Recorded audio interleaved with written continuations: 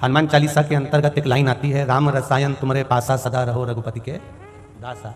राम जी के पास में कौन सा रसायन, वो हनुमान जी के पास में कौन सा रसायन था, वो कौन सी जड़ी बूटी थी हनुमान जी के पास में, वो कौन सा रसायन था जिससे हनुमान जी राम जी के पास रहते थे। शिव महापुराण की कथा कहती है हनुमान जी महाराज दिन भर प्रति घड़ी प्रति पल प्रति क्षण श्री हनुमान जी महाराज भगवान के भजन में डूबे रहते थे, कथा में डूबे रहते थे, कथा सुनते रहते थे। कथा सुनते सुनते सुनते सुनते कानों में भी एक रसायन उत्पन्न हो जाता है, जिस रसायन से आप और हम भगवान की शरणागति में पहुंच जाते हैं। ये शिव महापुराण की कथा, ये भगवान की पावन कथा, ये किसी रसायन से कम नहीं है। राम रसायन तुम्हारे पास। और ये भगवान की कथा, भजन, कीर्तन, स्मरण, मंत्र, जाप, जो आप भगवान शिव का भजन कर रहे हो, कीर्तन कर रहे हो आस्था चैनल पर, फेसबुक पर, यूट्यूब पर, और कंजरी गांव में आकर आप कथा का रसतत्व ग्रहण कर रहे हो, ये रसायन है। अब ये रसायन, ये औषधि, ये रसतत्व, ये इतना प्रबल है कि इसका फल कैसा होता है, ये तो कथा जब विराम हो जाएगी, आप अपने घर चले जाओगे, हम अपने घर चले जाएंगे, तब आपको ज्ञात होगा कि इस रसायन का एक आनंद सुख कैसा है, इस रसायन का एक आनंद कैसा है, वो रसायन कितना हमारे जीवन को सार्थक कर सकता है, वो रसायन की आनंद का बता सकता। एक पत्र आया है, ज्यादा पत्र तो हमने पढ़े नहीं अभी याद।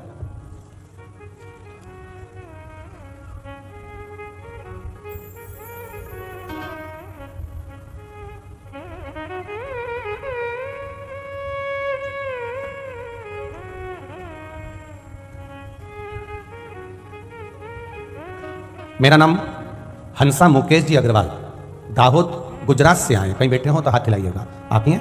दोनों हाथ हिला दो एक बार। श्री शिवाय नमस्ते। गुरु जी, मेरा नाम हंसा मुकेश जी अग्रवाल है, दाहोद गुजरात से आई हूँ। मेरी सास को कोरोना में ब्रेन स्ट्रोक हाफ पैरालिसिस हो गया, उनकी मुंह की आवाज़ पूरी चली गई। उनको नली से लिक्विड देते थे और डॉक्टरों ने मना कर दिया था और बोला था कि घर ले जाओ, सेवा करो। फिर हमने उनको घर पर लिया है और सेवा में लग गए। बहुत बुरी हालत उनकी अभी तक भी हो गई थी, पर गुरुदेव आपकी कथा जब सुनी और कथा सुनने के बाद एक लोटा जल हम शिव जी को चढ़ाना प्रारंभ करें, बेलपत्री चढ़ाते, उनको ला कर देते, जल भी चढ़ा हुआ ला कर देते और बेलपत्री भी ला कर देते। आज हम कंजरी की कथा में बाबा को प्रणाम करने के लिए, धोख लगाने के लिए, प्रणाम करने के लिए आए हैं, क्योंकि बाबा ने उनको अब धीरे धीरे ठीक करना प्रारंभ कर दिया। उनकी तबीयत में इतना सुधार आ गया कि वो अपने हाथों से खाना प्रारंभ कर दिए, अब लिक्विड लेना बंद कर दिया और चलने भी थोड़ा थोड़ा लगे हैं। और जो उनकी आवाज पूरी की पूरी कोरोना से चली गई थी, कुछ भी नहीं बोल पाते थे, अब वो बोलना भी चालू कर दिए हैं। ये शिव कृपा है, ये शंकर की उदारता है। आराम है अब उनको। श्री शिवाय नमस्ते। बैठिए। हर हर महादेव। ये शिव तत्व है। एक पत्र और देखो।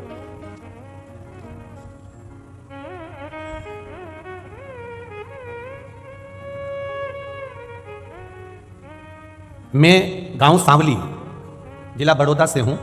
मेरा नाम केसर प्रजापति है। कहीं बैठे हो तो हाथ हिलाइएगा। आप ही हैं? दोनों हाथ हिला दो ऐसा। श्री शिवाय नमस्तुभ्यम। मेरा नाम केसर प्रजापति है। मेरे कमर में गठान हो गई थी, मेरा आधा शरीर बेकार हो गया था।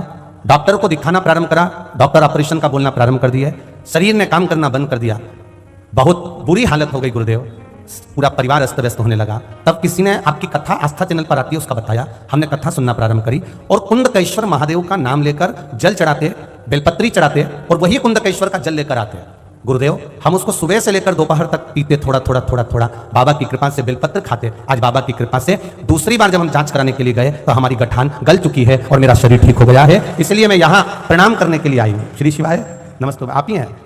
आप ही को हो गई थी, आप ठीक हैं? अब बाबा की कृपा बनी रहे। श्री शिवाय नमस्तुभ्यम। गठान पूरी गल गई है, इसलिए हम बाबा को सांवली से यहाँ पर प्रणाम करने के लिए आए हैं। गुरुजी एक लाइन इन्होंने बहुत अच्छी लिखी है, काशी के भोलेनाथ तेरी याद सताती है। गुरुदेव पंडाल में बैठकर कथा सुनने का क्या फल होता है, ये सुनने वाले को 3 महीने में मालूम पड़ जाता है। ये शिव तत्व, ये शंकर, इसकी उदारता करुण महाराज शिव कृपा। ये डमरू ऐसे ही नहीं रखा, इसमें भी पत्र है, ठीक है, इसमें भी लिखा हुआ है, वो पढ़ेंगे इसको भी, ठीक है। नहीं तो तुम सोचो आज गुरुजी क्या पता पुंगी मुंगी बजा के कुछ मदारी का काम करने वाले हो। इसमें पत्र आया लिखा हुआ है, वो दोनों साइड, ठीक है। शंभु शरणे पड़ी मांगू घड़ी रे घड़ी, दुखे काटो दया करी न दर्शन आपो। शिव कथा करें, मेरा एक निवेदन कार्यकर्ताओं से, जो महेश्वरी बंधु या कंजरी गांव के बंधु लोग सेवा में लगे हैं, उनसे निवेदन है, पीछे जितनी भी महिलाएं बेचारी धूप में खड़ी हैं या बैठी हुई हैं, उनसे निवेदन है, इधर उधर कहीं पर भी जहां जहां पंडाल में जगह मिलती जाए आप लोग वहां जाकर बैठते जाओ। पंडाल में अगर जगह नहीं हो तो कहीं दुकानों पर कहां जगह मिल जाए वहां बैठकर आप कथा का रसतत्व ग्रहण करिए, या इस साइड में जहां जगह है वहां आकर बैठते जाइए। इतना सा थोड़ा सा कार्यकर्ताओं से निवेदन करेंगे, जो लोग महिलाएं बच्चे लोगों को लेकर धूप में खड़ी हैं वो इधर उधर जहां जगह मिलती जाए वहां बैठते जाए। हर हर महादेव। शिव कथा करें, भगवान शंकर का गुणगान कर रहा है कि आपकी अविरल भक्ति, और उस भक्ति में छल नहीं हो, उस भक्ति में दिखावा नहीं हो।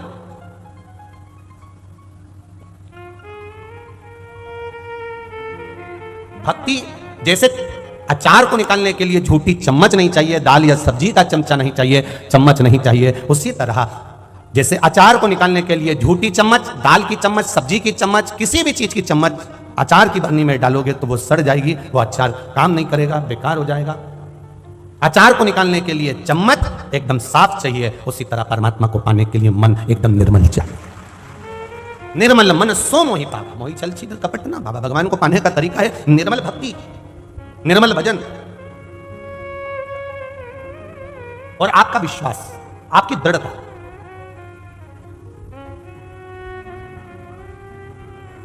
अब कितना विश्वास होगा जरा विचार करिए। वो कारकोट सांप में जन्मेजय सर्प यज्ञ कर रहे हैं, आहुतियां दे रहे हैं, सांपों को पकड़ कर लाते हैं और आहुति देते जाते हैं। कुछ नहीं करा उसने, शिवजी के शिवलिंग के सामने जाकर बैठ गए। अब कितनी सरल शिव महापुराण की कथा है। कल की कथा में अपन ने श्रवण करा था, देवव्रत की बेटी का कल्याण कैसे हो गया। केवल मंदिर में जो कीचड़ हो जाता है चलने से, और उस कीचड़ को जो धोया गया उसका जो पानी था वो उस पर चले गया और उससे उसका कल्याण हो गया। जरा विचार करिए कल्याण कैसे होता। कई लोग कहते हैं भगवान राम जब चले तो उन्होंने अपना चरण माता अहिल्या को लगाया और वो पत्थर से नारी प्रकट हो गई।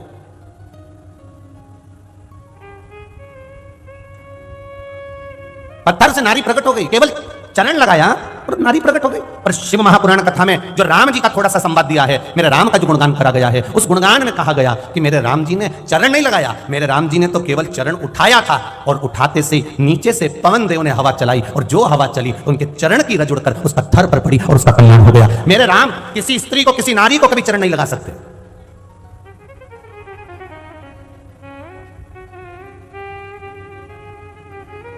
मेरे राम किसी स्त्री को चरण नहीं लगा सकते। कहने वालों ने कह दिया कि राम जी ने चरण लगाया पत्थर को और वो नारी हो गई। ना ना ना ना, मेरे राम जी को गुरु बाबा कह रहे हैं कि ये संत की पत्नी है, ऋषि की पत्नी है, गलती हो गई इसलिए पत्थर बन गई। तो फिर भी मेरे भगवान उसको लात लगे। हमारे सनातन धर्म में झाड़ू को भी अगर लात लग जाती है, पांव लग जाता है, तो बोलो रे कंजरी वालों, प्रणाम करते हो कि नहीं करते हो? झाड़ू को भी अगर लात लग जाए तो हम प्रणाम करते हैं। हमारे सनातन हिंदू धर्म में यहां तक वर्णन किया गया कि अगर पहले के समय में बुजुर्ग लोगों का पहले का नियम था, घर का कोई बड़ा गाय के गोबर से अगर घर को लीपता था तो छोटा उसमें से निकल कर जाती थी ना, छोटी बहू या छोटी व्यक्ति को निकल कर जाता था तो पहले उसको प्रणाम करता था, इसके बाद लात निकल कर जाता था। यहां तक हमारा शास्त्र कहता है। यह भारत की सभ्यता और यह भारत की संस्कृति है। दुनिया में गजन ना जाने कितने विधर्मी लगे हुए हैं चारों तरफ से सनातन धर्म को नष्ट करने के लिए। नवयुवक बेटे और बेटियों को भटकाया जा रहा है, नवयुवक बच्चों को भटकाया जा रहा है, केवल इसलिए कि सनातन धर्म बर्बाद हो जाए, सनातन धर्म नष्ट हो जाए। लोग मंदिर ना जाएं, देवालय ना जाएं, भगवान के भजन पूजन ना करें, भगवान का स्मरण ना करें, भगवान का कीर्तन ना करें, भगवान का मंत्र जाप ना करें, भगवान की भक्ति में ना डूबें। केवल नवयुवक लोगों को भटकाया जाए, क्योंकि कारण एक है।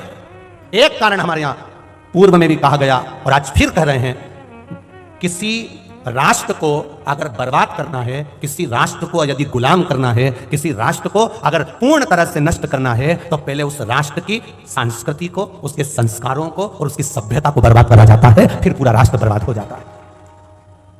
पूरा राष्ट्र बर्बाद हो जाता है। जिन्होंने कहा, कई लोग अपने अपने प्रवचन में अपने अपने भाव में कहते हैं कि राम जी ने चरण लगाया और नारी तर गई। ना ना, मेरे राम, मेरे राघव जी, मेरे राम जी, जब उनको मालूम पड़ गया कि इसमें स्त्री है, उनको मालूम पड़ गया कि गलती के कारण श्राप लग गया, पत्थर की हो गई, तो मेरे राम चरण नहीं लगा सकते, क्योंकि ये संत की पत्नी है। मेरे राम जी ने तो चरण उठाया था, उठाया, पवन देव को इशारा करा, उनने हवा चलाई और वो रज अहिल्या को लगी, पत्थर को लगी और वो स्त्री प्रकट हो गई। ऐसे मेरे राम है, उनको चरण लगाने की जरूरत ही नहीं थी।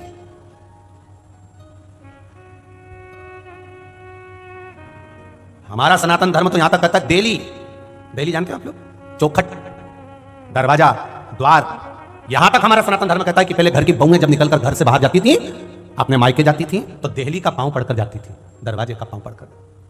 अब सोचो कितना विचित्र हमारा सनातन धर्म होगा। महाराज 20,600 नदी भारत की भूमि पर है। कितनी है? जम के बोलो जरा। 20,600 नदियां भारत की भूमि पर विराजमान है, और ये 20,600 नदियां जहां जहां से निकल कर जाती है और जैसी जैसी निकल कर जाती है, प्रत्येक क्षेत्र में उसको माता कहकर पुकारा जाता है, उसका सम्मान किया जाता है। 20,600 पवित्र नदियां हैं। वेदव्यास जी ने शिव महापुराण के अंतर्गत वर्णन करा, स्कंद पुराण में वेदव्यास जी ने लिखा, अगर 20,600 पवित्र नदियां भारत की भूमि पर हैं और 20,600 नदियों में भी आप अगर स्नान नहीं कर पाए, 20,600 नदियों में भी आप डुबकी नहीं लगा पाए, 20,600 नदियों का कभी तुम दर्शन नहीं कर पाए, 20,600 नदियों तक तुम नहीं पहुंच पाए, 20,600 नदियों का आचमन नहीं कर पाए, 20,600 नदियों पर तुम पहुंच नहीं पाए, 20,600 नदियों का तुमने आचमन करा, न स्नान करा, न दर्शन करा, तो भी शिव महापुराण की कथा में वेदव्यास जी ने लिख दिया कि अगर 20,600 नदियों तक न पहुंच पाओ तो एक बार शिव महापुराण की कथा तक पहुंच जाना, पूरी नदियों के पवित्रता का भाव तुम्हें प्राप्त हो जाएगा। 20,600 नदियों तक ना जा पाओ, 20,600 नदियों में स्नान ना कर पाओ, 20,600 नदियों तक तुम आचमन ना कर पाओ, 20,600 नदियों का तुम दर्शन ना कर पाओ, 20,600 नदियों का तुम स्मरण ना कर पाओ, तो एक शिव महापुराण की कथा में जाकर बैठ जाओ। 7 दिन में तुम प्रतिदिन उन पवित्र नदियों का स्मरण अपने आप तुम्हें होता चले जाएगा, और ये शरीर को वो 20,600 नदियों का पुण्य फल अपने आप प्राप्त हो जाएगा, अपने आप। क्या शिव तत्व है?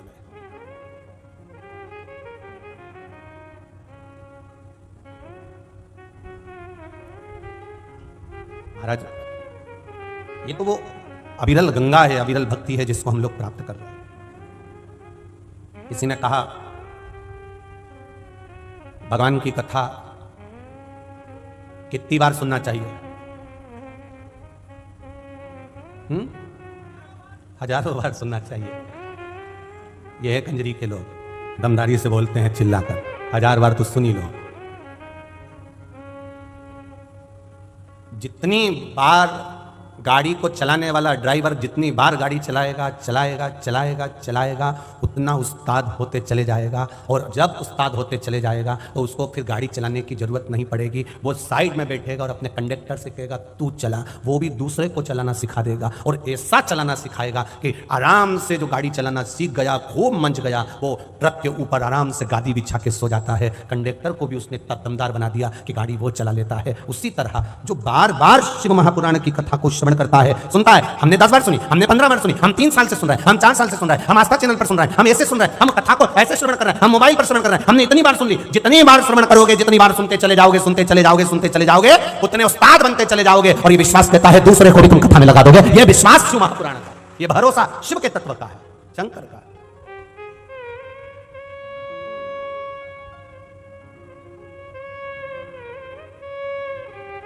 कोई कोई कपड़ा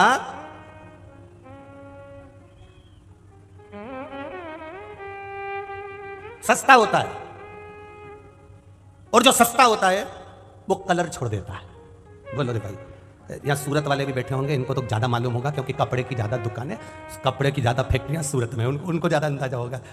सूरत वाले एक गोयल परिवार भी आया होगा शायद सूरत से, जिन्होंने पहले कथा करवाई है सूरत में, तो उनकी भी फैक्ट्रियाँ हैं 2-4। अब तो उनने फ्रांस में भी शायद फैक्ट्री वगैरह खोल ली है। तो अब जरा विचार करिएगा, जरा स्मरण करिएगा, कपड़ा सस्ता है तो वो पानी में डाला, अब तुम्हें नहीं मालूम था कि ये कलर छोड़ देगा, और तुमने डाला और दूसरे कपड़ों के साथ डाल दिया तो उसने कलर छोड़ दिया। अब तुम्हें कितना गुस्सा आया, कितना, बताओ। मेरी भी मती मारी गई थी, मैं भी कहाँ चली गई थी, मुझे कहाँ मालूम था कपड़ा कलर छोड़ देगा। और कैसा कलर छोड़ा उसने, ये कपड़े ने दूसरे कपड़े को कलर में कर दिया। अब धो बिया, धोए चाहे सारी उमरिया, धो ले, खूब धो। उस कपड़े का कलर छूटेगा जिसमें लग गया? नहीं छूटेगा। सस्ता था,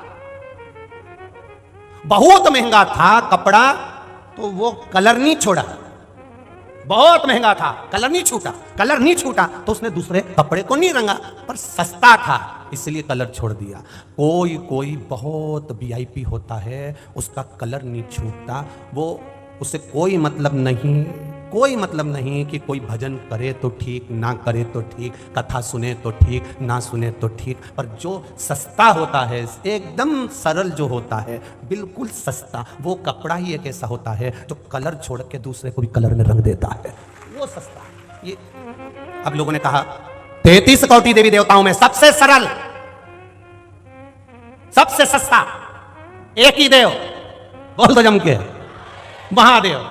ना अंबर चाहिए, ना पीतांबर चाहिए, ना धन चाहिए, ना दौलत चाहिए, ना सत्ता चाहिए, ना विभव चाहिए, ना अंबारियां चाहिए, केवल एक लोटा जल। और तुम्हारे पास में बेलपत्री नहीं है तो शंकर जी की कथा कहती है उन्हीं की उठा के धो के उन्हीं को चढ़ा दो। उनको बुरा नहीं लगता, बड़े खुश होते हैं। अब तुमने जो शिव जी को चढ़ाया, शिव जी की बेलपत्र उठाकर शिव जी को चढ़ाया, शंकर खुश हो गए। अब यह काम तुम किसी वीआईपी के घर पे जाना, प्रैक्टिकल करो, किसी वीआईपी के घर पर जाना और उसके सोफे पर बैठना और विचार करना मैं तो कुछ लेकर आई नहीं, कुछ मत, उन्हीं के घर का कोई सामान उठा लेना, उन्हीं के घर का, और उसको एक अखबार में लपेट के हैप्पी बर्थडे टू यू, उन्हीं का सामान, उन्हीं का वस्तु, उन्हीं की सामग्री उनको दे दो। अब वो जब खोलेगा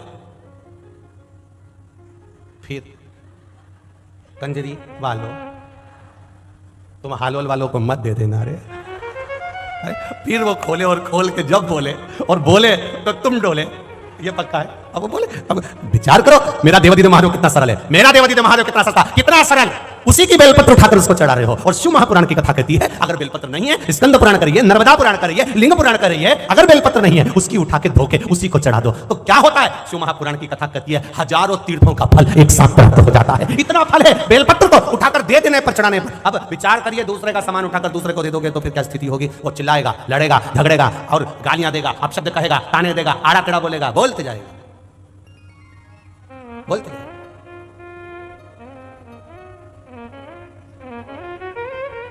दे दिया उसको। अब इतना सरल देव कहां से लाओगे? बोलो, इतना सरल कहीं मिलने वाला? और उसने कह दिया अगर पानी भी नहीं है, बेलपत्र भी नहीं है, तो एक काम करो, बस मेरे पास में आके 3 बार ताली बजा दो। एक बार देवादिदेव महादेव गुजरात घूमने के लिए आ गए। पार्वती जी से बोले कि काशी में तो बहुत घूमी हो, चलो मैं तुम्हें सोमनाथ घुमा लाऊं। पार्वती जी बोली सोमनाथ वो चंद्रदेव की काया का रोग समाप्त किया था आपने? हाँ। जिसके पीछे दक्ष प्रजापति ने मुझे श्राप दिया था, वो सोमनाथ, चलो। नवरात्रि का समय था, माता होन खूब सारा गरबा रम रही थी। अब गरबा रमते रमते लोग, वो तुमने देखा होगा, पहले ये डंडा वंडा से नहीं रमते थे, पहले तो हाथ से रमते थे। अब वो पार्वती जी इतनी खुश हो गई, माता पार्वती जी ने कहा देखा, भले तुम्हारे 2 ज्योतिर्लिंग है पर सत्ता मेरी है, देख लो तुम, देख लो। पूरे भारत में माता जी के मंदिर, टेकरी, माता जी की बड़े बड़े विशाल मंदिर पूरी दुनिया में जितने कहीं नहीं होंगे उतने गुजरात में होंगे। आई मेरी मां, गरबा चल रहा, रम रहा, सब देख रही मेरी मां, और भोलेनाथ जी से बोली देख लिया कितनी सत्ता है अपनी, देखो आप कितनी सत्ता मेरी, कितना वैभव मेरा, कितना आनंद। शिव जी ने कहा भले भजन तेरा कर रही है पर रिझा मुझे ही रही है। पार्वती जी ने कहा आपको रिझा रही है? हाँ, तू खुद देख ले, किसी देवी देवता के मंदिर में ताली बजाने का प्रमाण है क्या? निकालो जरा, शास्त्र निकालो, किसी पुराण में लिखा, विष्णु पुराण में ये लिख दिया कि भगवान विष्णु के मंदिर में जाना और जाकर 3 बार ताली बजाना, इंद्र के मंदिर में जाना 3 बार ताली बजाना, देवी के मंदिर में जाना 3 बार ताली बजाना, गणेश जी के मंदिर में जाना 3 बार ताली बजाना, या किसी देवी देवता के मंदिर में जाकर ताली बजाने का प्रमाण हो तो बता दो, है कहीं? पर स्कंद पुराण और शिव पुराण, लिंग पुराण और नर्मदा पुराण कह रही है, यहां तक ब्रह्मवेत्ता पुराण भी कर रही है कि ताली बजाने का प्रमाण केवल देवादिदेव महादेव के चरणारविंद में ही है, वहां बजाई जाती है, शिव के पास में। तो भगवान देवादिदेव महादेव ने कहा भले ये भजन तेरा गा रही हो, नाच रही हो, पर ये तुझे कम रिझा रही है, मुझे ज्यादा रिझा रही है। जब इधर ताली बजाती है फिर उधर बजाती है, ये यही कहती है मेरा महादेव, मेरा। पार्वती जी बोली अब मेरे से बात मत करना, मैं चली काशी, पहुंच गई काशी। अभी तुम लोग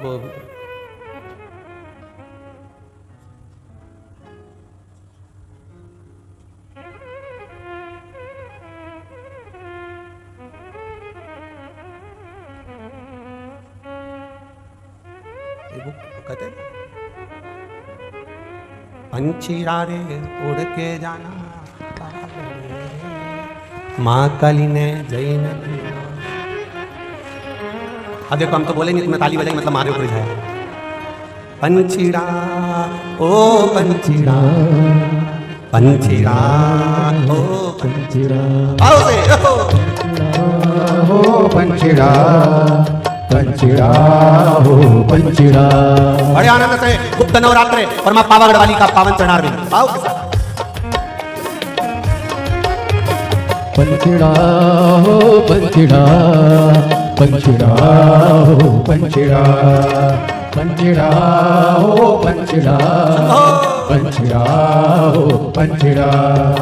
पंछीड़ा तोड़ के जाना पावागढ़ी, पंछीड़ा तोड़ के जाना पावागढ़ी। महाकाली से मिल के कहना गरबा के लेंगे, अरे महाकाली से मिल के कहना गरबा के लेंगे। पंछीड़ा हो पंछीड़ा, पंछीड़ा हो पंछीड़ा।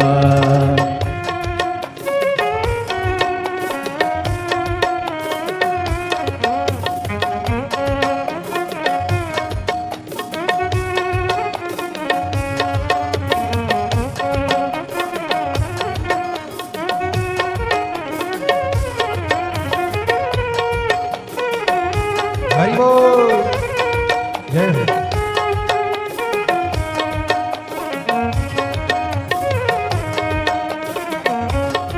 ओ मेरे गाँव के, ओ मेरे गाँव के, मेरे गाँव के सुनार भैया जल्दी आना रे, मेरे गाँव के सुनारा भैया जल्दी आना रे। मेरे माँ काली के लिए बढ़िया त्रिशूल लाना रे, मेरे माँ काली के लिए बढ़िया त्रिशूल लाना रे। ओ बढ़िया लाना सुंदर लाना जल्दी लाना रे, बढ़िया लाना सुंदर लाना जल्दी लाना रे। महाकाली से मिलके कहना गरबा के लेंगे, अरे महाकाली से मिलके कहना गरबा के लेंगे। पंछीड़ा हो पंछीड़ा, पंछीड़ा हो पंछीड़ा, पंछीड़ा हो पंछीड़ा, पंछीड़ा हो पंछीड़ा।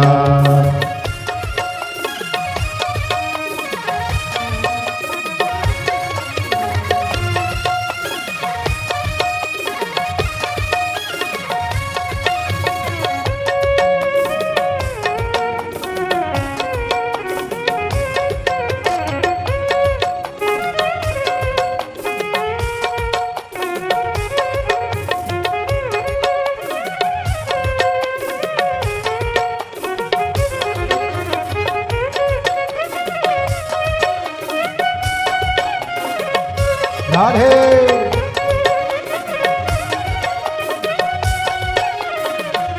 हरि बोल। मेरे गाँव के, ओ मेरे गाँव के, मेरे गाँव के सुनार भैया जल्दी आना रे, ओ मेरे गाँव के सुनार भैया जल्दी आना रे। ओ मेरे माँ वैष्णो के लिए बढ़िया पायल लाना रे, ओ मेरे माँ वैष्णो के लिए बढ़िया पायल लाना रे। ओ बढ़िया लाना सुंदर लाना जल्दी लाना रे, बढ़िया लाना सुंदर लाना जल्दी लाना रे।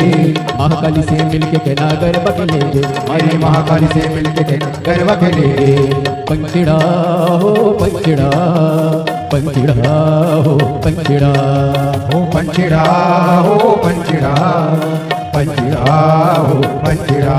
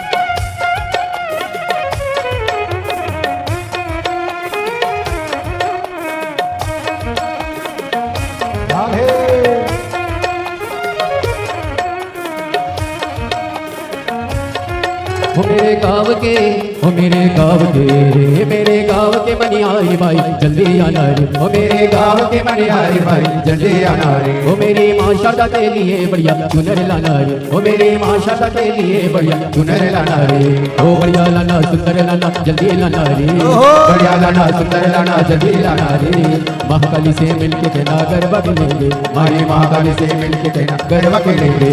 पंचड़ा ओ पंचड़ा, पंचड़ा ओ पंचड़ा, पंचड़ा ओ पंचड़ा, पंचड़ा ओ पंचड़ा, पंचड़ा ओ पंचड़ा, पंचड़ा ओ पंचड़ा, पंचड़ा ओ पंचड़ा, पंचड़ा ओ पंचड़ा, पंचड़ा ओ पंचड़ा, पंचड़ा ओ पंचड़ा, पंचड़ा ओ पंचड़ा, पंचड़ा ओ पंचड़ा, पंचड़ा ओ पंचड़ा, पंचड़ा ओ पंचड़ा। अपने स्थान पर बैठकर भगवान देवादिदेव महादेव से प्रार्थना करें, अपने हृदय की बात भगवान देवादिदेव महादेव से करें, भाव के साथ में, आनंद के साथ, दिल से बाबा से प्रार्थना करें।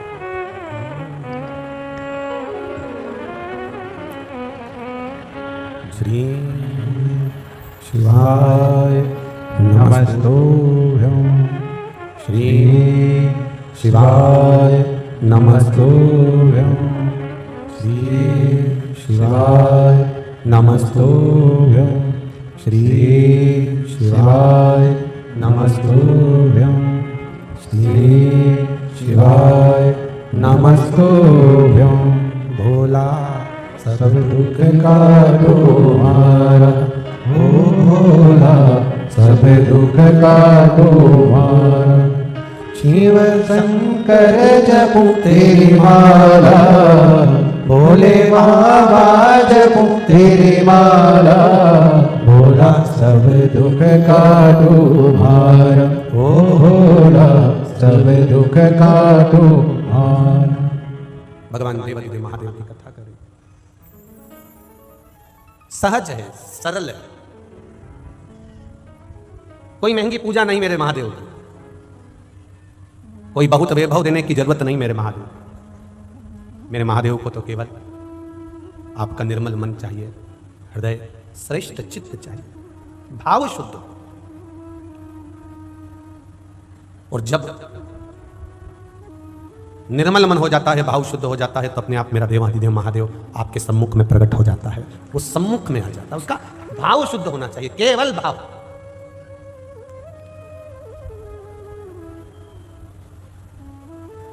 वो कारकोट सांप, नाग, सर्प सामने बैठा है शिवलिंग के बिल्कुल सम्मुख, विनय, कोई प्रार्थना नहीं है।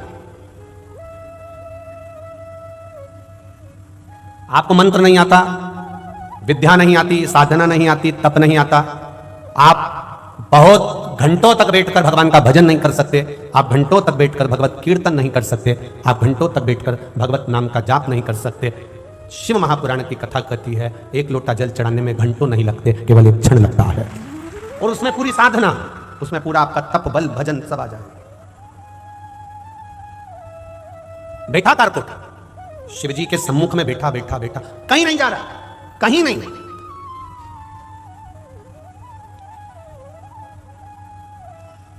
ये उसी में कहा ले जिसे एक बार पार्वती मैया को भगवान शंकर ने काली कह दिया था, हंसी में, एक प्रेम की भाषा। और पार्वती मैया क्रोध में आकर रुष्ट होकर वन में चली गई, जंगल में चली गई। अब देखना जरा, केवल बैठे रहने का फल देखिएगा, केवल बैठे रहने का।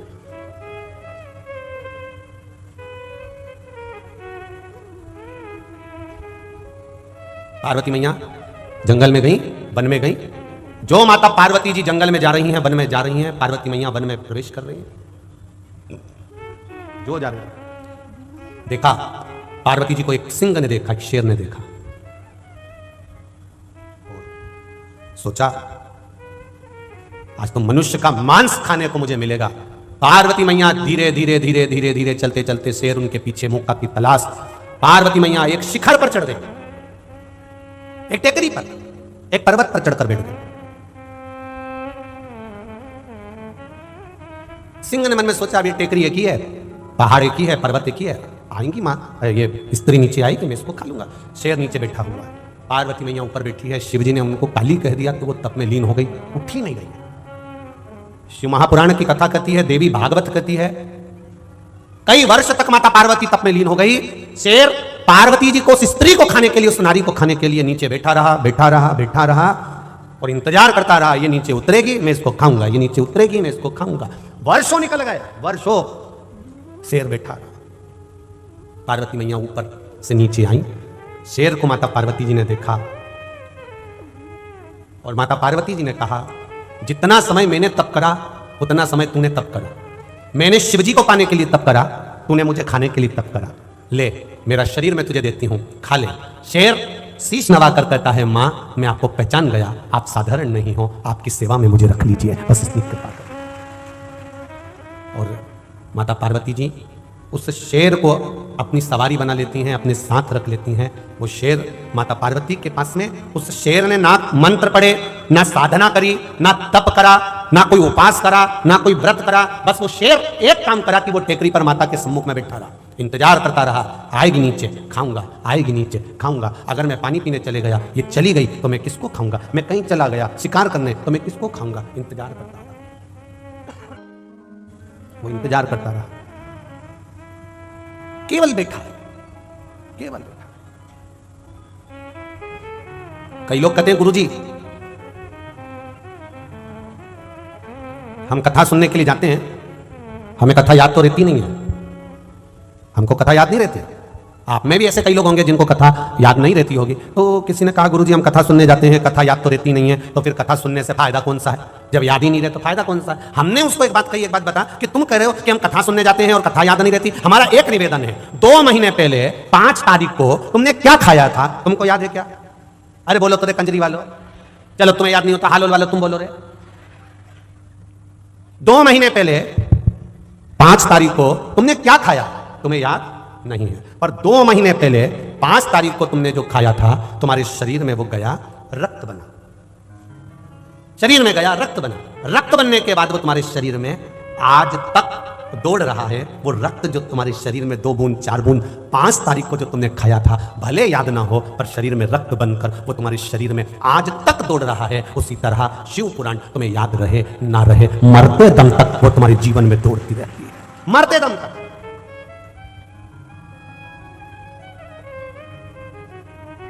पहले कथा में कहा है, प्रत्येक मनुष्य 200 ग्राम भोजन ग्रहण करता है। कितने ग्राम?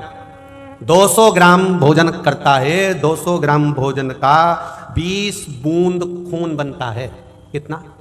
ओनली 20, केवल 20 बूंद खून बना। बाकी का जो भोजन करा था वो मल में निकल गया, गंदगी में निकल गया। केवल 20 बूंद खून बना। 20 बूंद खून का 1 बूंद बल बनता। शरीर में ताकत 20 बूंद खून में से 1 बूंद खून की ताकत इस शरीर को मिलती है, और वो 1 बूंद ताकत मनुष्य को चलाती रहती है और काम करवाती रहती है। जरा विचार करना, 200 ग्राम खाया तो 20 बूंद खून बना, 20 बूंद खून का 1 बूंद ताकत बनी, और वो तुमको घुमा रही है, चला रही है, फिरा रही है, काम करा रही है। उसी तरह 7 दिन की 21 घंटे की कथा होती है। 1 दिन में 3 घंटा, 7 दिन में 21 घंटे की कथा श्रवण करते हो। 21 घंटे की कथा में से मात्र थोड़ी सी कथा तुम्हारे जीवन में पहुंचती है, और वो थोड़ी सी कथा में से भी अगर 1 क्षण की भी बैठ गई तो वो तुम्हें शिव से मिला देती है। 1 क्षण की भी अगर मिल गई तो वो शंकर से मिला दे, देवादिदेव महादेव से मिला दे, भगवान शंकर से सामना करा दे। बहुत बस प्राप्त करने वाला चाहिए। शेर सामने बैठ गया, बोला नहीं, चाला नहीं, कुछ नहीं करा, पार्वती जी ने अपने साथ रख लिया। कारकोट सांप शिवलिंग के सामने जाकर बैठ गया, बोला नहीं, चाला नहीं, मंत्र नहीं, तंत्र नहीं, विद्या नहीं, कुछ भी नहीं। शिव महापुराण की कथा, शंकर भगवान का गुणगान, शिव का भजन, शिव का कीर्तन, शिव का स्मरण।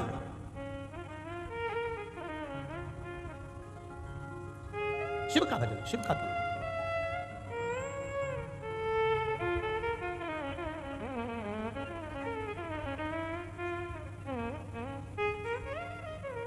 एक पत्र आया है पर हम उसको पढ़ेंगे नहीं। वो पत्र हम पढ़ेंगे नहीं, परंतु वो पत्र हम संत समाज को जरूर देकर जाएंगे। और जब भी एक निवेदन इस व्यासपीठ से कर जाऊंगा उस पत्र के लिए, आदरणीय परम पूज्य महंत श्री रामचरण दास जी महाराज जी से और संपूर्ण संतों के पास में वो पत्र देऊंगा मैं गुरु महाराज को, पर पढ़ूंगा नहीं इस व्यासपीठ पर। उस पत्र के लिए मैं निवेदन जरूर करूंगा कि इस पत्र का समाधान हम नहीं कर पाएंगे, इस पत्र का समाधान संत जरूर करेंगे। वो पत्र मैं पढ़ूंगा नहीं, वो पत्र ये पत्र में पत्र है वो निकाल के रख दूंगा, मैं देखकर जरूर जाऊंगा। और बड़ा विचित्र पत्र है, बड़ा विचित्र, और उसका समाधान संतों के पास में है, उसके सिवाय किसी के पास उसका समाधान नहीं। संत जब हुंकार भरते हैं तो अच्छा अच्छा समाधान हो जाता है।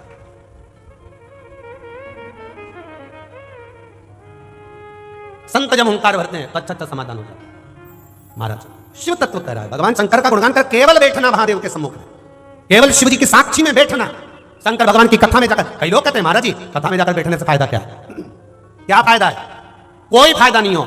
कम से कम एक फायदा तो है, 3 घंटा तुम झूठ तो नहीं बोल रहे, 3 घंटा तुम पाप तो नहीं कर रहे हो, 3 घंटा तुम कपट तो नहीं कर रहे हो, 3 घंटा तुम बेईमानी तो नहीं कर रहे हो, 3 घंटा तुम मोबाइल पर किसी का बुरा तो नहीं कर रहे हो, 3 घंटा कम से कम भगवान के चरणों में बैठे ही होना। कुछ नहीं मिला तो ये तो मिला कि मन थोड़ी देर शांत तो रहा, उतना ही बहुत है, उतना ही बहुत। आज लाखों की संख्या में आप लोग आए हो, आपकी भक्ति, आपका विश्वास, आपकी दृढ़ता, आपका चित्त जब महादेव के चरणों में रमता है, आप कुछ नहीं देते महादेव को, कुछ नहीं, केवल भजन करते हो आप, केवल भजन। जरा विचार करना, कल व्यासपीठ से कहा था शिव मंदिरों में ताले लगे होते थे और जाले पड़े होते थे, कोई नहीं जाता था, केवल शिवरात्रि पर और सावन के महीने में महादेव की याद आती थी। आज कम से कम शिवालय में लोग जा रहे हैं, प्रेम बरस रहा। उसके बाद भी कई लोग ऐसे हैं जिनको वो भी रास नहीं आता कि ये क्यों आ रहे हैं, क्यों जल चढ़ा रहे हैं, क्यों बेलपत्र चढ़ा रहे हैं, क्यों इस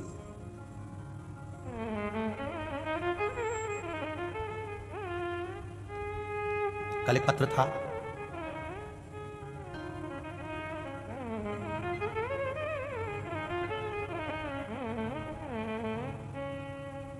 उस पत्र में लिखा हुआ था, ये यही होगा नीचे, हम लोग तो सब पत्र यही रख देते। उस पत्र में लिखा था, कोई अहमदाबाद की माता है जिस मंदिर में पूजन करती थी, वो मंदिर वहां से टूट गया, पशुपतिनाथ व्रत 2 ही हो पाए थे और वो मंदिर ही वहां से गायब हो गया। अब 3 व्रत कहां करूं?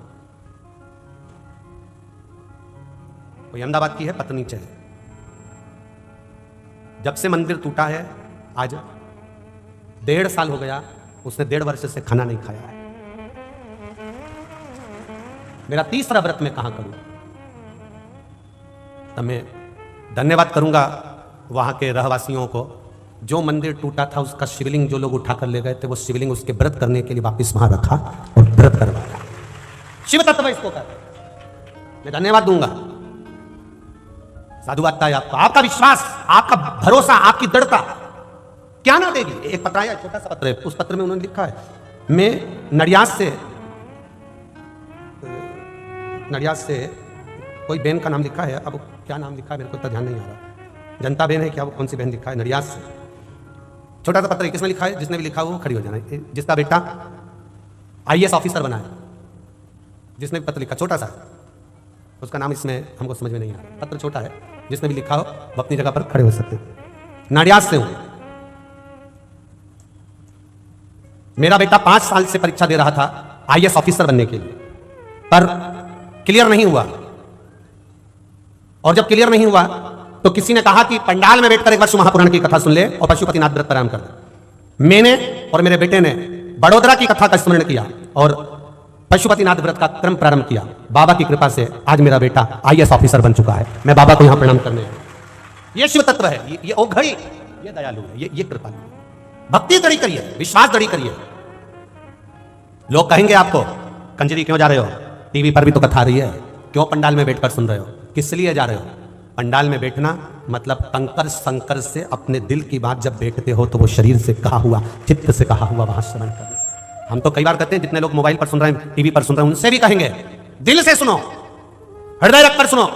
3 घंटे की कथा में आधा घंटा तो मूंछ वाला भैया ले जाता है, बचता है 2.5 घंटा, और 2.5 घंटे में भगवान का भजन करने का मौका मिलता है। ऐसी लगन जोड़ लो महादेव से, ऐसा चित्त जोड़ लो महादेव से कि तुम टीवी के सामने बैठकर भी कथा सुन रहे हो तो मेरा महादेव तुम्हारे पास खड़ा हुआ है, तुम्हारे कष्ट को, तुम्हारे दुख को करो भजन।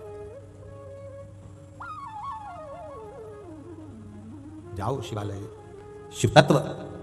कारकोटनाथ बैठा सम्मुख में, सामने बैठा हुआ है, एकदम टकटकी लगाकर महादेव को देख रहा है, कुछ नहीं बोला, ना मंत्र है, ना तंत्र है, ना साधना है, कोई तत्वबल नहीं है उसका, केवल दर्शन है,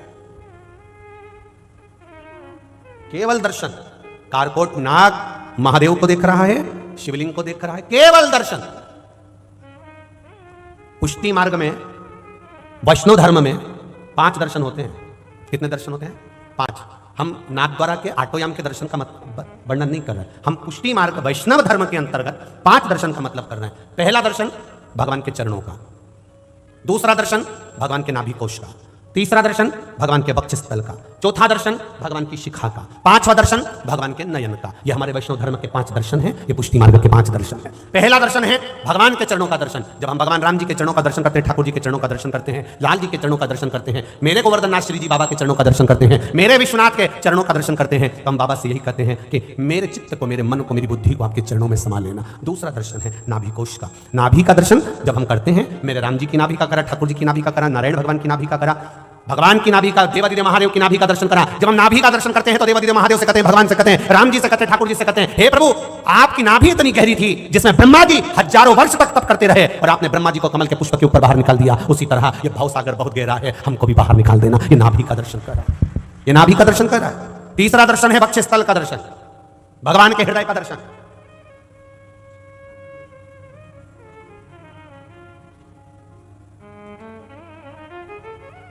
भगवान के हृदय का दर्शन, ये तीसरा दर्शन, तृतीय दर्शन,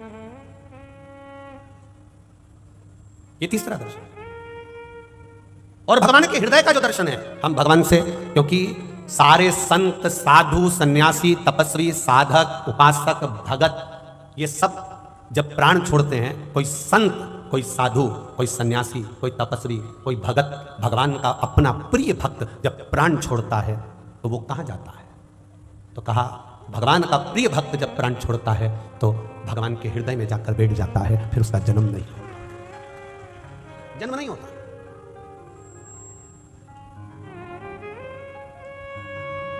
नींबू ज्यादा आते हैं तो अपन अचार डाल लेते हैं, केरी ज्यादा आती है तो अपन अचार डाल लेते हैं, आंवला ज्यादा आता है तो अपन मुरब्बा डाल लेते हैं, अचार डाल लेते हैं, मिर्ची अच्छी आ रही है तो अपन अचार डाल लेते हैं। अभी जिग्नेश भाई ने भी डाला हो, पूछ लेना बोले, जो अच्छा आया हमने उसका अचार डाल लिया। अचार डालकर हमने उसको किसी बर्तन में नहीं रखा, कांच की बरनी में रखा। जब भी कोई फिल्म बनाने वाला फिल्म बनाता है तो इसको जो हृदय होता है ना, उसको दिल को कांच का टुकड़ा कहता है। इसलिए लोग गाना गाते हैं ना, अगर दिल हमारा शीशे के बदले पत्थर का होता, न टूटता न फूटता। मतलब ये हृदय कांच की बरनी है, उस कांच की बरनी में मेरे नारायण, मेरे राम, मेरे शिव अपने भक्तों को संजो कर रख लेते हैं। इस दिल में, इस हृदय में, ये बरनी में भक्ति का, भगवान के हृदय का दर्शन मतलब सारे संतों का, साधुओं का, गुरुओं का, भक्तों का दर्शन अगर कहीं नहीं करने जा सकते, रोज कुंभ के मेले में नहीं जा सकते, तुम रोज कहीं संत का दर्शन करने नहीं जा सकते, तो मेरे भगवान के हृदय का दर्शन कर लो, उसमें सारे संतों का दर्शन है। तीसरा दर्शन है ये चौथा दर्शन है भगवान की शिखा, चोटी। नाथद्वारा जाओ तो मेरे श्री जी बाबा की चोटी ऊपर से नीचे, नीचे से ऊपर, ऊपर से नीचे जाती हुई तुम्हें दर्शन होंगे। श्रीनाथ जी का कोई फोटो हो, उनका दर्शन करेंगे तो शिखा का दर्शन होगा। लड्डू गोपाल हो, उनकी शिखा का दर्शन होता है। शिखा का दर्शन मतलब उन्नति की सीढ़ी पर कितने भी चढ़ जाओ, कितने भी चढ़ जाओ, पर भगवान के चरणों को मत भूलना। ये चोटी का है, शिखा का है। भारत के 10 लोग अमेरिका घूमने के लिए गए, उन्होंने एक होटल बुक कर ली, एंजॉय के हिसाब से गए थे घूमने के, होटल बुक कर ली। होटल के मालिक ने कहा देखिए कमरा तो बुक कर लो, परंतु रूम जो है वो 100 मंजिल ऊपर मिलेगा। ये चलेगा, लिफ्ट लगी, लिफ्ट दबाई, 100 मंजिल ऊपर जाना आना, और उसमें दिक्कत क्या है, जाना आना चलो। अब ये 10 लोग भारत के घूम रहे थे, 4-5 दिन घूमे, छठे दिन जब घूमकर आए, होटल में आए, बटन दबाई, लाइट नहीं थी। मैनेजर से कहा हमारा कमरा 100 मंजिल ऊपर है, हम कैसे जाएंगे? उन्होंने कहा सीढ़ियां लगी है, चढ़ जाओ 100 मंजिल ऊपर, हाँ इन सीढ़ियों से चढ़कर जाइए। कोई नीचे का रूम दे दो ना थोड़े समय के लिए, रात भर तो रुकना, हमें कल वापिस जाना है। नहीं नहीं, रूम तो नहीं है, आपको 100 मंजिल ऊपर जाना पड़ेगा। 10 व्यक्ति ने विचार करा कैसे चढ़ेंगे, चढ़ जाएंगे, अपन तो भारत के रहने वाले हैं, चढ़ने में पीछे कहाँ हटते हैं। अपनी अपनी बात के ना बात करते करते तो अपन कोसों दूर चले जाते हैं। कहो, एक व्यक्ति ने अपनी दुख भरी बात कही, 10 मंजिल ऊपर चढ़ गए। दूसरे ने दुख भरी बात कही, 20 मंजिल ऊपर पहुंच गए। तीसरे ने कही, 30 मंजिल ऊपर पहुंच गए। 90 व्यक्ति ने कहा, 90 मंजिल ऊपर पहुंच गए। 10वें व्यक्ति से कहा, अब तू अपनी दुख भरी कथा कहे। उसने कहा, मैं अपनी दुख भरी कथा कहूंगा तो तुम सब रो पड़ोगे। ऐसी दुख भरी कथा तेरी कौन सी है? कुछ नहीं, कमरे की चाबी नीचे रह गई है। कमरे की चाबी। सब ने जूता निकाला, जो धोने पड़े ना ऐसा धोया। पहले बोलते नहीं बना, मेरा नंबर नहीं आया था, अब नंबर के चक्कर में 90 मंजिल ऊपर पहुंच चुका है। अब क्या करें? तो फिर सबने कहा नीचे चलो। फिर नीचे आए। अच्छे से सुन लेना, समझ लेना, कितना भी धन कमा लेना, कितना भी वैभव कमा लेना, कितनी भी सत्ता कमा लेना, बैकुंठ नहीं मिलेगा धन और दौलत से। परमात्मा के बैकुंठ धाम जाने की चाबी यीशु महापुराण की कथा है। ऊपर से फेंक दिया जाएगा, जा वापिस नीचे, चाबी ला, फिर अंदर जा। और जिसको ये चाबी मिल गई, वहीं पे खड़े होकर बोलना चालू कर दिया, श्री शिवाय नमस्तुभ्यम, श्री शिवाय नमस्तुभ्यम। जैसे ही बोला तो चित्रगुप्त महाराज ने कह दिया, चाबी तुम्हारे पास में, अंदर चले जाओ, जाओ अंदर, और बैकुंठ का दरवाजा खुल जाएगा, आप प्रवेश कर जाओगे। ये चाबी है शिव कथा। भगवान शंकर का नाम ये चाबी है, भगवान का भजन ये चाबी है, शिव तत्व ये चाबी है, शिव की कथा ये चाबी है। केवल कंजरी वालों, हलवल वालों, या जितने आस्था चैनल पर सुन रहे हैं, जितने फेसबुक यूट्यूब पर सुन रहे हैं, केवल ये चाबी आपके पास में नहीं है। ये चाबी तो तुलसीदास जी के पास में भी थी, ये चाबी वेदव्यास जी के पास में भी थी। जितनी पुराण की रचना करी वेदव्यास जी ने, विष्णु पुराण लिखा, बराह पुराण लिखा, ब्रह्मवेता पुराण लिखा, गर्ग संहिता, जितने भी पुराण, नारद पुराण, पद्म पुराण, जितने पुराण वेदव्यास जी ने लिखे, सबसे पहले सारे पुराण में सबसे पहले शंकर जी की कथा लिखी। रामचरितमानस तुलसीदास जी ने लिखी, सबसे पहले शंकर जी की कथा लिखी। वाल्मीकि बाबा ने वर्णन करा, सबसे पहले शंकर जी की कथा लिखी। ऐसी कोई पुराण नहीं, ऐसा कोई शास्त्र नहीं, ऐसा कोई वेद नहीं, ऐसा कोई पल नहीं जिसमें शंकर जी का गुणगान नहीं। क्यों? क्योंकि सबको मालूम था पहले ये चाबी का होना जरूरी है। जो शंकर का हो गया उसके लिए मार्ग खुल गया, जो शिव का हो गया उसके लिए मार्ग खुला। करो शिव का भजन।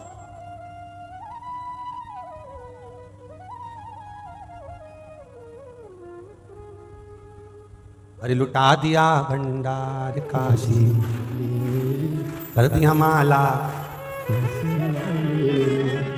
ओ काशी वाले ने, डमरू वाले ने, काशी वाले रे, ओ डमरू वाले रे, लुटा दिया भंडार काशी वाले ने, कर दिया माला माल काशी वाले ने, लुटा दिया भंडार काशी वाले ने, कर दिया माला माल काशी वाले ने। अरे लुटा दिया भंडार काशी वाले ने, कर दिया माला माल काशी वाले ने, लुटा दिया भंडार काशी वाले ने, बनाइयो कंजरी वालों दोनों हाथों से प्रेम से। काशी वाले ने, हाँ लुटा दिया, हाँ लुटा दिया, लुटा दिया, हाँ लुटा दिया, ओ लुटा दिया, हाँ लुटा दिया, लुटा दिया, हाँ लुटा दिया। अरे लुटा दिया भंडार काशी वाले ने, कर दिया माला माल काशी वाले ने, ओ लुटा दिया भंडार काशी वाले ने, कर दिया माला माल काशी वाले ने। ओ लुटा दिया, हाँ लुटा दिया, लुटा दिया, हाँ लुटा दिया,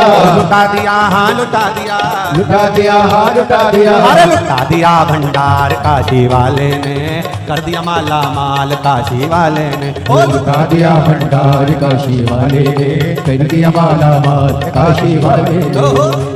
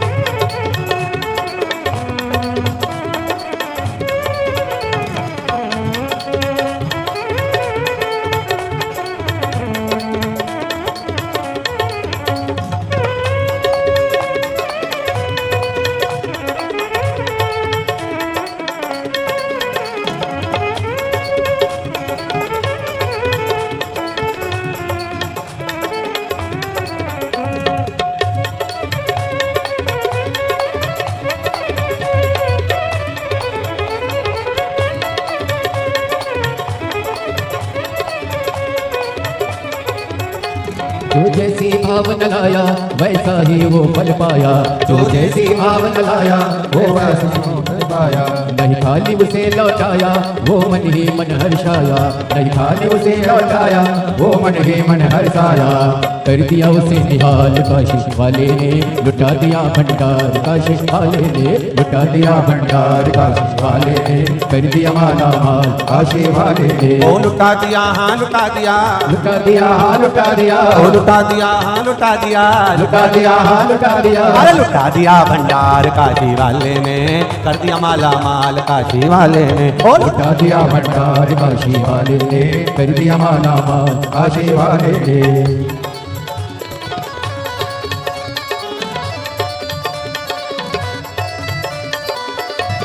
अरे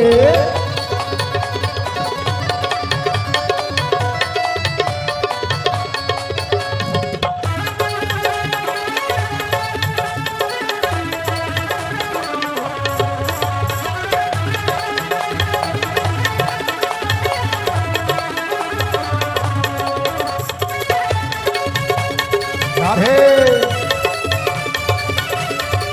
जय हो राधे।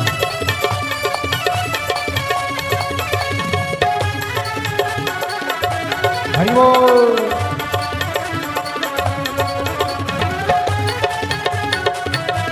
जय हो रे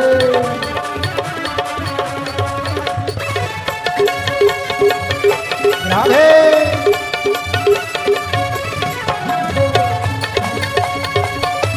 हरि बोल। जय हो।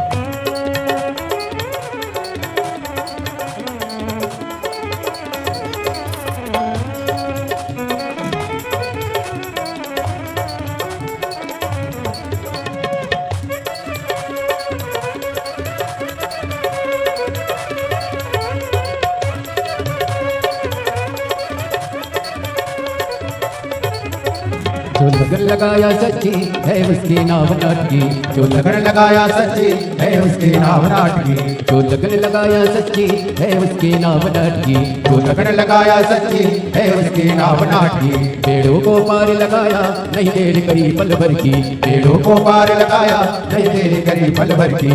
मिटा दिया जंजाल काशी वाले ने, मिटा दिया भंडार काशी वाले ने, मिटा दिया भंडार काशी वाले ने, कर दिया माला माल काशी वाले ने। ओ लुटा दिया हाँ लुटा दिया, लुटा दिया हाँ लुटा दिया, ओ लुटा दिया हाँ लुटा दिया, लुटा दिया हाँ लुटा दिया। अरे लुटा दिया भंडार काशी वाले ने, कर दिया माला माल काशी वाले ने। ओ लुटा दिया भंडार काशी वाले ने, कर दिया माला माल काशी वाले ने।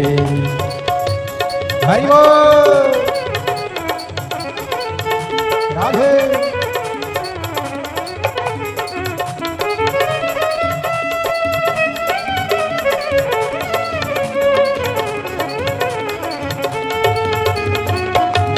हरि बोल।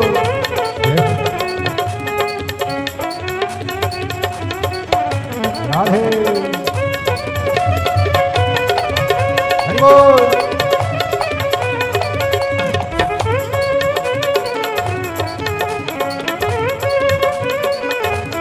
राधे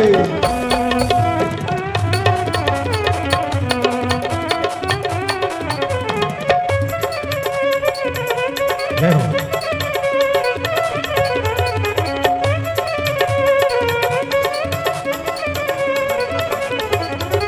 चरणों की किया जो सेवा वो पाया मिश्री मेवा, चरणों की किया जो सेवा वो पाया मिश्री मेवा, चरणों की किया जो सेवा वो पाया मिश्री मेवा, चरणों की किया जो सेवा वो पाया मिश्री मेवा। जिसने है माँ का बेटा वो चांद सतपुड़ा पाया, जिसने हे है माँ का बेटा वो चांद सब बड़ा पाया। कर दिया फिर खुशहाल काशी वाले ने, कर दिया माला माल काशी वाले ने, लुटा दिया भंडार काशी वाले ने, कर दिया माला माल काशी वाले ने। लुटा लुटा दिया हाँ लुटा दिया, लुटा दिया हाँ लुटा दिया, लुटा दिया हाँ लुटा दिया, लुटा दिया हाँ लुटा दिया। अरे लुटा दिया भंडार काशी वाले ने, जय हो। कर दिया माला माल काशी वाले ने, वो लुटा दिया भंडार काशी वाले ने, कर दिया माला माल काशी वाले ने। अरे लुटा दिया भंडार काशी वाले ने, कर दिया माला माल काशी वाले ने, वो लुटा दिया भंडार काशी वाले ने, कर दिया माला माल काशी वाले ने। कर दिया माला माल काशी वाले ने, कर दिया माला माल काशी वाले ने, कर दिया माला माल काशी वाले ने, कर दिया माला माल काशी वाले ने। हार हार महादेव। भगवान शिव के मंत्र का स्मरण करें, अपनी जगह पर बैठकर भगवान शंकर का गुणगान करें, शिव महापुराण के मूल मंत्र का रसतत्व ग्रहण करें।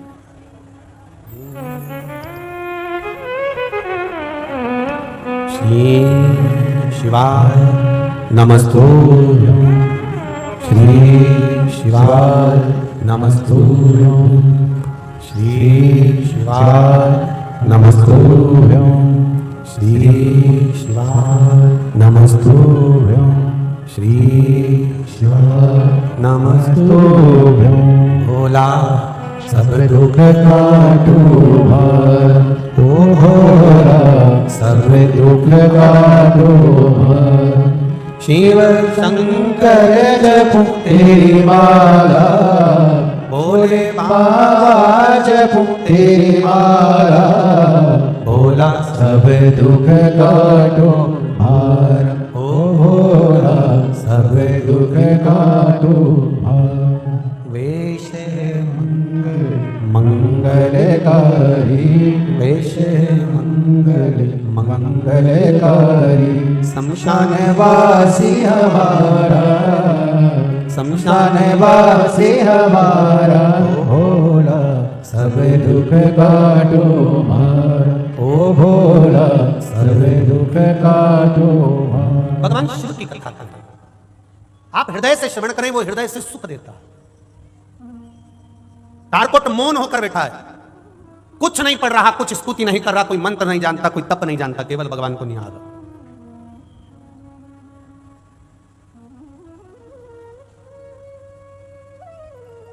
बस शिव प्रकट हो गए। कारकोट, तू वासुकी नाग का भाई है, शेष नाग का भाई है। सर्पों में भी ऐसा सर्प है जिसको डस ले उसका शरीर सड़ जाता है, तड़प तड़प कर व्यक्ति मरता है। क्या चाहिए तुझको? क्यों मेरे सामने बैठा? बस बैठा ही था तो भोलेनाथ जी प्रकट हो गए।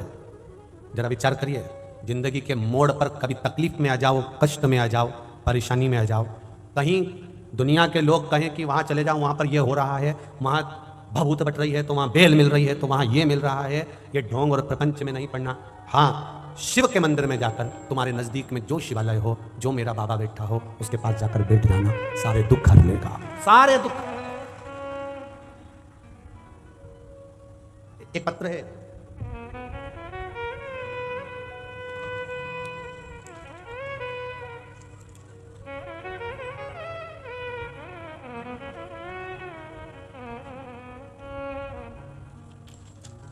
शंभु पड़ी मानो घड़ी रे घड़ी दुख काटो, दया करी न दर्शन आपो।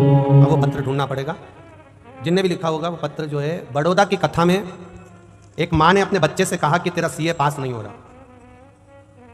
तो एक काम कर, बड़ौदा में कथा हो रही है, शिव महापुराण की कथा, एक काम कर, तू वहां चले जा और वहां जाकर जो सेवा मिल जाए तेरे को, वो पंडाल में सेवा कर। देखिए आप पत्र, जिसने पत्र लिखा हो और उसका लड़का सीए में पास हो गया, जिसने भी लिखा हो, आपने लिखा है, हाँ, वो पत्र मेरे को ढूंढना पड़ेगा, इसलिए धन्यवाद आप खड़े हुए उसके लिए, बहुत बहुत साधुवाद।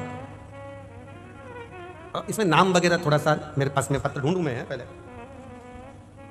शंभु शरण पड़ी मानो घड़ी रे घड़ी दुख काटो, दया करी न दर्शन आपो। शंभु शरण पड़ी मांगो घड़ी रे घड़ी दुख काटो, दया करी न दर्शन आपो। पत्र ढूंढना पड़ेगा। श्री शिवाय नमस्ते। क्या नाम लिखते बाबू? जरा दे ना माइक, पहुंचा दे, पहुंचा दे। सिद्धार्थ, हाँ सिद्धार्थ, पहुंचा जरा भाई, पहुंचा।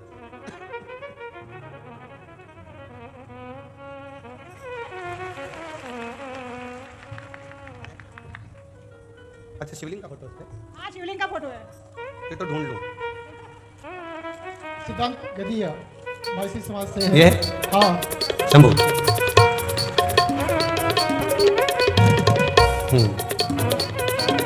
बड़ौदा गुजरात से, मूल निवासी राजस्थान में चित्तौड़गढ़ जिला से, सावा गांव से हूं।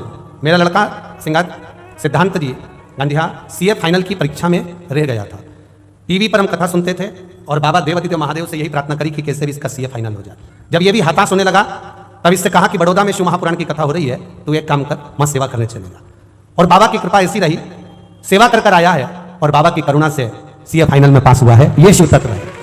बधाई बाबू आपको बहुत बहुत। श्री शिवाय नमस्ते बेटी, हर हर महादेव। एक पत्र और आया है, बड़ा सुंदर है, वो भी देख लीजिए।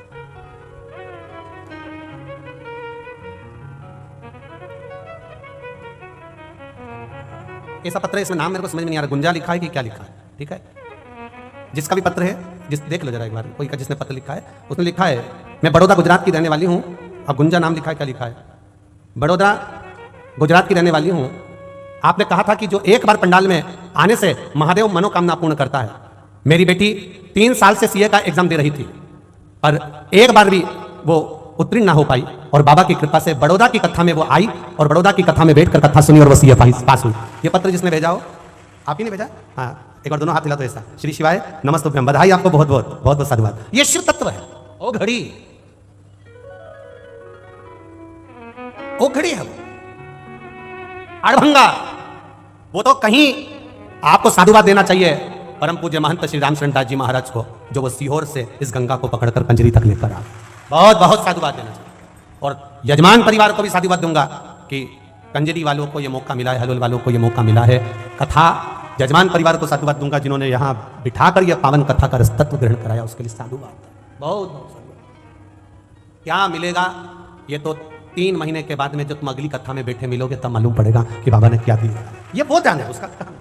केवल तुम्हारा भजन, शंकर का गुणगान, शिव का स्मरण, शिव भक्ति को करो, शिव तत्व को जानो शंकर। और जैसा आपको मौका मिला है, सब बरहानपुर वालों को मौका मिल रहा है 3 तारीख से 9 तारीख तक फरवरी में 2 बजे से 5 बजे, ये शिव तत्व। और देखो आज कथा का तो 6वां दिन होगा, कल कथा का 7वां दिन होगा। आज कथा तो ये समय हो गई, कल की कथा सुबह 9 बजे से 12 बजे तक रहेगी। मेहमान घर से जब जाते हैं तो बच्चों को कुछ ना कुछ देकर जाते हैं। मेरा महादेव भी आखिरी दिन जाता है तो कुछ ना कुछ देकर ही जाता है, कुछ ना कुछ देकर जाता है। कल कथा सुबह 9 बजे से 12 बजे तक होगी कंजरी में, पर टीवी पर कथा का समय यही कितनी बजे, 2 बजे से 5 बजे तक रहेगा। टीवी में कथा का समय यही रहेगा, कथा का समय। पर कंजरी में कथा का समय 9 बजे से 12 बजे तक। अपने परिवार वालों को, इष्ट मित्रों को कह दो, एक दिन की कथा आसन लगाया, सुनिया, चित्त धारण, आनंद। शंभु शरणे पड़ी मांगो घड़ी रे घड़ी दुख काटो दया करी दर्शन आपो। शिव तत्व की ओर चल। कारकोट, मांग तुझे क्या चाहिए, तू बस मेरे सम्मुख में बैठा है, केवल बैठा है, मांग ले। एक पत्र और है। मैं जसवंत सिंह पत्नी उषा देवी, निवासी बाला सिंदूर, बढ़िया देवास जिला महिसागढ़ गुजरात। मेरा मोबाइल नंबर ये है, कहीं बैठी हो तो हाथ हिलाइएगा जिन्होंने पत्र लिखा, जिन्होंने भी पत्र लिखा हो। मैं जसवंत सिंह पत्नी उषा देवी, निवासी बाला सिंदूर, बढ़िया देवासा, महिसागढ़ गुजरात। नहीं बैठी हो तो हाथ हिलाइएगा, बैठी है पीछे, हाँ जी हाथ हिला दीजिए, हाथ दिख गए। श्री शिवाय नमस्तुभ्यं। गुरुजी, मैं उषा देवी श्री राम शिव महापुराण कथा कंजरी हालोल से पंडाल में बैठकर कथा सुन रही हूँ। आपने कहा था पंडाल में बैठकर कथा श्रवण करने से क्या मिलता है वो बाबा ही जान सकता है। पर गुरुजी, आज मैं पत्र इसलिए लिख रही हूँ, मैं 3 चीजें लेकर पंडाल में कथा सुनने के लिए आई थी 7 दिन के लिए, और बाबा ने 7 दिन के अंदर मेरी तीनों मनोकामना पूर्ण कर दी। मैं बाबा को प्रणाम करती हूँ। गुरुदेव, मेरे बच्चे का कान का ऑपरेशन होना था, उसका पर्दा बेकार हो गया था। गुरुदेव, बाबा की कृपा से मैं कथा सुनने के लिए आई और वहां से सूचना आ गई कि ऑपरेशन की जरूरत नहीं है, बच्चा ठीक हो गया। मैं क्या क्या बखान करूं।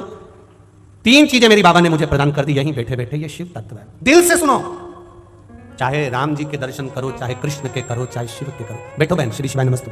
चाहे तुम्हारा मन पड़े वहां जाओ, पर दिल से उसका गुणगान करो, दिल से करो। आप करो भजन उसका दिल से, स्मरण करो दिल से, सुनेगा। शिव कथा कह रही है। एक क्षण भी मिले, एक दिन भी मिले, आधा घंटा भी मिले, 5 मिनट भी मिले, 15 मिनट भी मिले, उसको नहीं छोड़ना। प्रयागराज वालों को संतों की कृपा से 2 दिन मिले, 30 और 31 जनवरी, 4 बजे से 7 बजे तक प्रयागराज के मेले में। 1 घंटा भी मिले, 15 मिनट भी मिले तो ले उसको, शिव तत्व को धारण करो, शिव को उतारो। कहा कारकोट मांग तुझे क्या चाहिए? बाबा मुझे कुछ नहीं चाहिए, सर्प यज्ञ हो रहा है, आहुतियां दी जा रही है, मुझे भी ढूंढा जा रहा है आहुति देने के लिए, इसलिए मैं आपकी शरण में आ गया। शंकर जी ने कहा जब घबराया हुआ, हारा हुआ, परेशान व्यक्ति, परेशान जीव जब मेरे पास में आता है तो मैं उसको अभय दान दे देता हूं, उसको भय नहीं रहता, भय से मुक्त हो जाता। अब भय नहीं है तेरे को, चिंता मत कर, मुझे ढूंढेंगे, मार देंगे, आहुतियां दे दी जाएगी, जन्म जैसा रुपया के कर रहे हैं, मेरी आहुति भी चली जाएगी, क्या करूं मैं भोलेनाथ जी? भोलेनाथ जी कहते काय को चिंता करता है? शिवलिंग के नजदीक में आने के बाद, शिवलिंग के पास में जाने के बाद व्यक्ति को अपनी जो भी टेंशन है, जो भी चिंता है, जो भी परेशानी है, वो छोड़ देना। किसके ऊपर छोड़ देना? जो लोटा भर के जल चढ़ा रहे हो, महादेव के ऊपर जल चढ़ाते समय सब छोड़ते जाओ कि अब तुम्हें संभालना है, ये हाथ मैंने आपको पकड़ा दिया है, अब मुझे नहीं संभालना, अब आपको संभालना। अब सौंप दिया इस जीवन का सब भार तुम्हारे हाथों में। संपूर्ण अपने जीवन का सारा तत्व शिव जी को दे दिया। जैसे आज पूरा भारत मां नर्मदा जी की जयंती मना रहा है, मां नर्मदा जी का जन्मोत्सव मना रहा है, सभी को मां नर्मदा जी के जन्मोत्सव की बहुत बहुत बधाई। संपूर्ण भारतवासियों को मां नर्मदा के प्राकट उत्सव की जन्मोत्सव की बधाई। तप बल बढ़ाया। नर्मदा जी ने क्या करा था? क्या करा नर्मदा जी ने?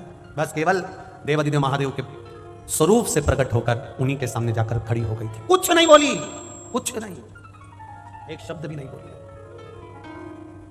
बस खड़ी है। और देवाधिदेव महादेव ने दे दिया। ब्रह्मा जी के कमंडल में जाकर बैठ जा। नर्मदा जी बोली मैं और ब्रह्मा जी के कमंडल में? हां। क्यों? भगवान शंकर जी ने कहा, ब्रह्मा जी ने भगवान नारायण के चरण धुलाए थे, उनका कमंडल का पानी खाली हो गया था, उनका कमंडल खाली है। जो ब्रह्मा जी ने चरण धुलाए थे, उनके कमंडल का जल ब्रह्माणी ने अपने कमंडल में झेल लिया है। वो कमंडल का जल जब भागीरथ बाबा तब करेंगे, साधना करेंगे, तो वो कमंडल का जल भागीरथ जी के कहने पर शंकर जी कहते हैं मेरी जटा में आता है, और वो जल गंगाल में से निकला तो गंगा जल बन जाता है। तो ब्रह्मा जी का जो कमंडल खाली हुआ है उसके अंदर जाकर बैठ जा। पहले नर्मदा जी का नाम सरिता था। सरिता जाओ बैठ जाओ ब्रह्मा जी के कमंडल में। ब्रह्मा जी के कमंडल का नाम नारबद्य था। जब राजा पुरुकुस ने तप करा तब सरिता कमंडल में से निकल कर बाहर आई, तब देवाधिदेव महादेव ने कह दिया तेरा नाम नारबद्य से निकलने के कारण नर्मदा होगा, तो जनमानस का कल्याण कर, संपूर्ण विश्व का उद्धार करने वाली। जा गंगा का स्नान, यमुना का पान और नर्मदा जी का दर्शन संपूर्ण विश्व का कल्याण कर देता है, संपूर्ण विश्व का कल्याण कर देता है। और गुजरात वालों का तो यह तो सुख की बात है, माई नर्मदा वहां से चलकर गुजरात को पूर्ति कर रही है और संपूर्ण गुजरात का कल्याण कर रही है, ये मां नर्मदा।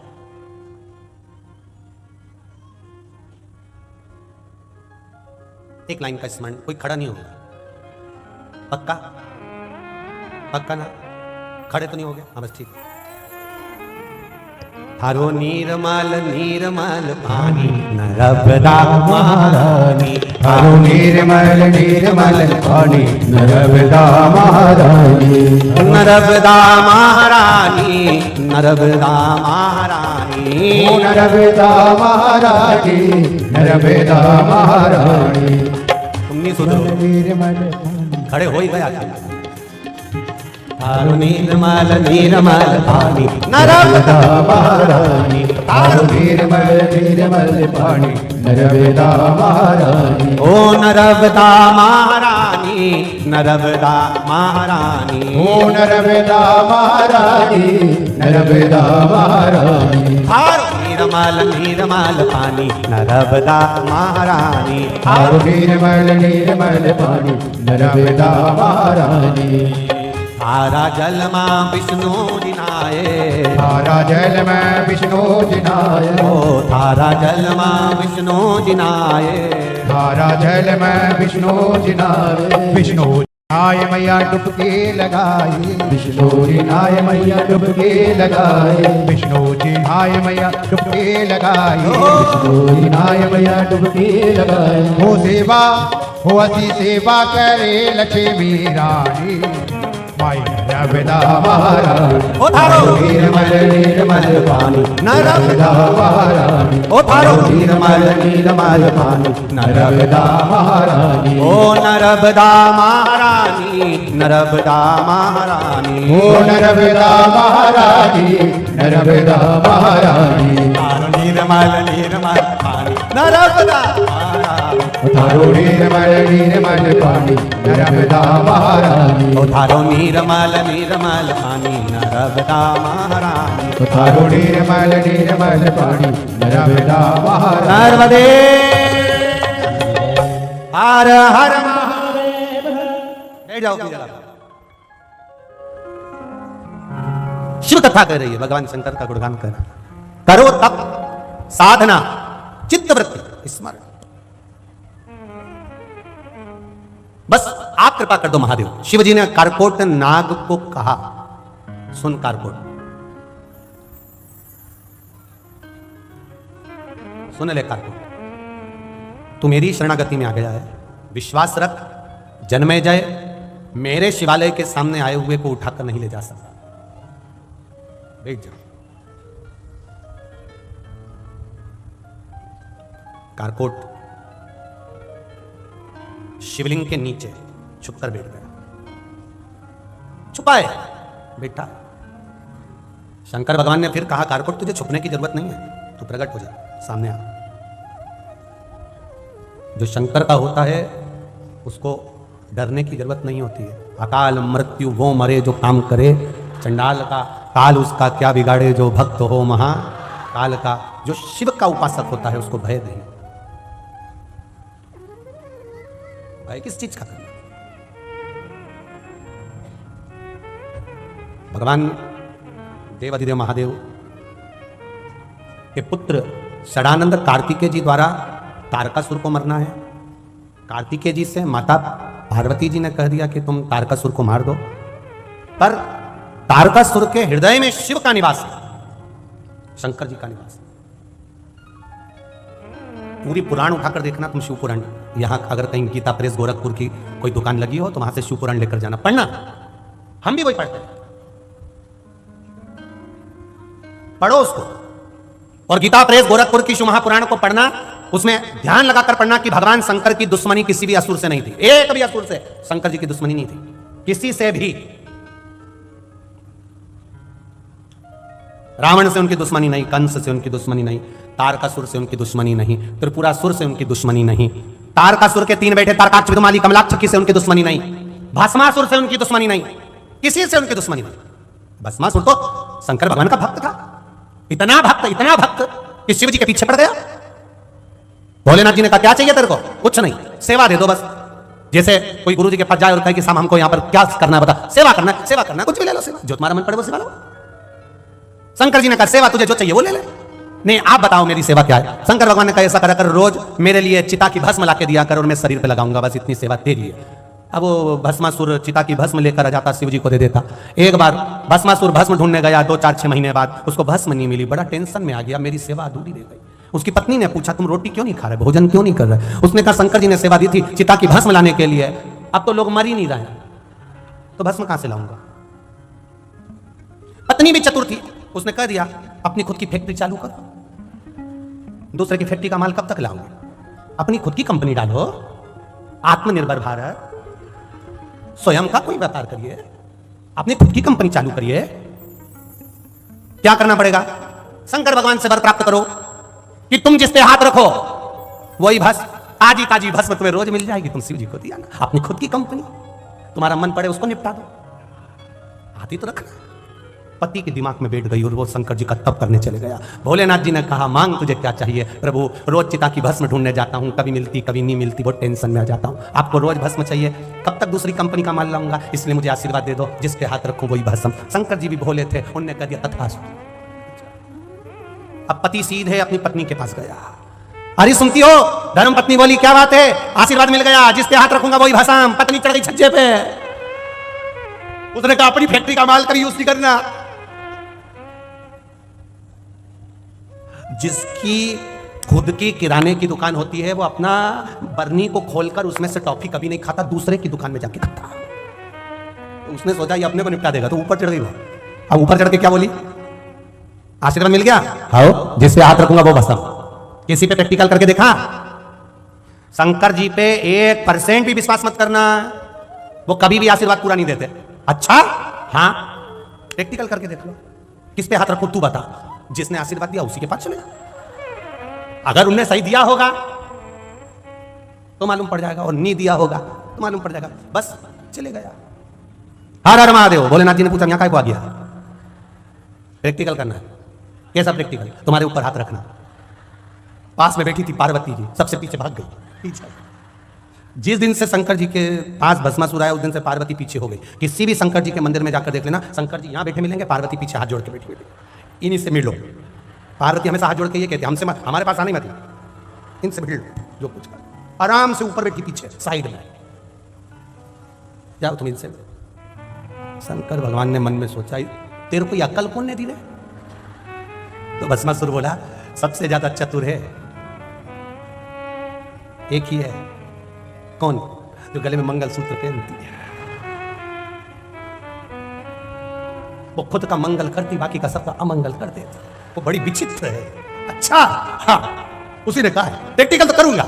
महादेव बोले मेरे ऊपर क्यों कर रहा है? तू घर गया था ना अपनी पत्नी के पास, वो ही तो ऊपर बैठ के बोली है। महादेव बोले कितनी चतुर है, पता ऊपर बैठ के वो बोली है और हमको निपटाने चली है। महादेव बोले मेरे ऊपर हाथ नहीं रख सकते। इतने में भस्मासुर बोला मुझे पहले ही मालूम था, मेरी पत्नी बोली थी तुम कभी पूरा आशीर्वाद नहीं देते हो, अब तो तुम्हारे ऊपर रख के देखूंगा, चाहे कुछ भी हो जाए। पड़ गया पीछे, महादेव आ गए, भागते गए भागते गए भागते गए। भगवान विष्णु ने पूछा क्या हो गया? भस्मासुर आ रहा आशीर्वाद देने। सम भगवान नारायण ने स्त्री का रूप ले लिया, भस्मासुर के सामने जाके खड़े हो गए। कितने हैंडसम हो, एकदम प्रिंस लग रहे हो, एकदम जोरदार राजा दिख रहे हो। अच्छा इतना सुंदर हो? हाँ। भस्मासुर ने कहा तुम भी कम सुंदर नहीं हो, मेरे से शादी करोगी? भगवान विष्णु